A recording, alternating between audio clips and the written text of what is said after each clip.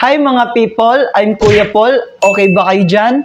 Sa araw na ito, ating aalamin kung ano nga ba ang principle sa Tagalog.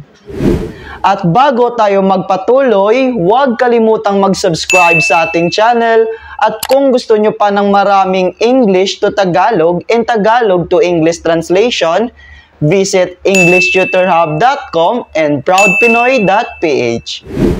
Ang salitang principle sa Tagalog ay prinsipyo.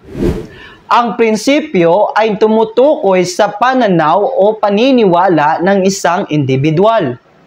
Ang prinsipyo ng isang tao ang magsasabi kung ang isang bagay ay tama o mali batay sa kanyang paniniwala rito. Maaaring prinsipyo ng isang tao ay batay sa kanyang relihiyon, kultura, at iba pa.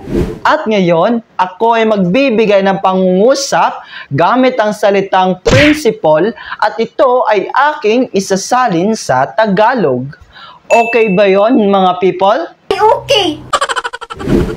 I have my own principle in life.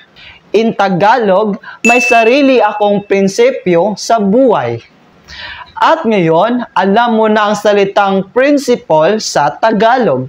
At kung gusto nyo pa ng maraming English to Tagalog and Tagalog to English translation, mag-subscribe sa ating channel para lagi kang updated.